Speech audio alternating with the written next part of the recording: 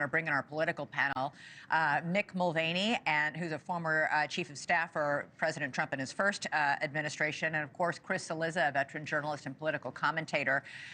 Mick, you and I have both admitted to each other I have like a blind spot when it comes to AI, but this is a big deal. What they're supposed to announce, it's a $100 billion with a B billion-dollar investment from two big tech companies into developing AI here in the United States. And it's the here in the United States part that's really critical here.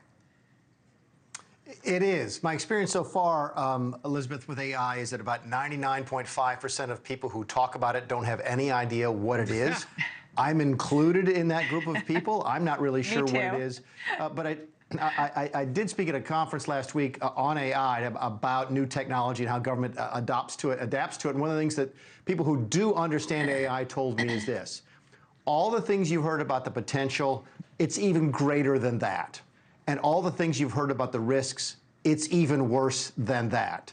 So I'm glad to see it's getting some attention. Look, Washington is notoriously poor at adapting to new technology. I get that. That's probably not what this announcement is about today. This will be about investment, which is great. It's nice to hear it sounds like it's coming from the private sector, which would be great. But following AI during this next 4 years of the Trump administration will be fascinating to watch, because the technology moves very quickly and Washington moves very slowly. Yeah, Chris, Trump made a lot of big promises in his first administration about infrastructure. Remember, we heard about Infrastructure Week, I think, for 4 years, and it still never happened.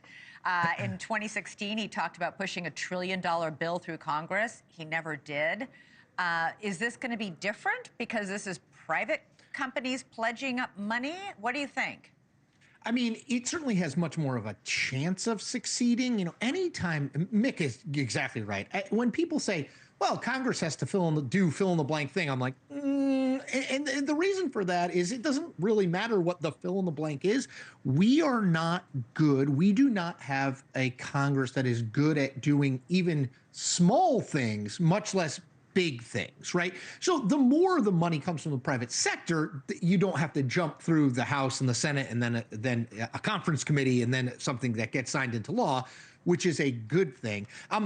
I'm fascinated. To be candid, I think that Donald Trump is very much in that 99.5% of people that the congressman referenced who don't have any real idea about AI. So I think he knows that it is this emergent technology that he wants to lay claim to in the United States, and that people care about. How familiar he is with the details, probably not all that familiar, but money is money. And if it's being dedicated, I think that's a good thing for the economy and for sort of our competition with China in particular, vis-a-vis AI. Yeah, it's not just China, Mick. Sam Altman from OpenAI, who's supposed to be part of this press conference that's going to start any moment now, was just going to open up and invest in some data processing centers in the Middle East. And a lot of people said, hey, hang on, why are you doing that in the Middle East? That shouldn't be there, it should be here. It is. One of the things you're going to find about AI, and it sounds like they'll talk about this today, is that it's heavily reliant on electricity, on energy. And right now, the places around the world where energy is relatively cheap are the places that AI is looking at investing. By the way, there's a lot of similarities there with crypto, which also takes a lot of energy.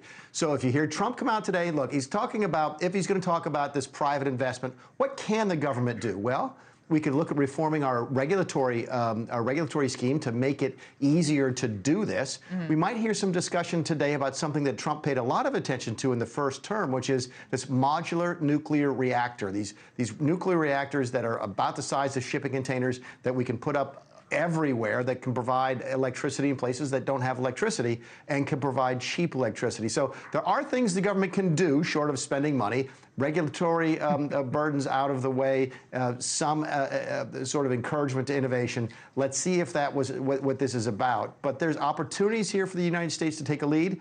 But if we don't, there's also opportunities for other countries to beat us in this absolutely critical technology. Yeah, thanks so much for watching. Go to joinnn.com to find NewsNation on your television provider.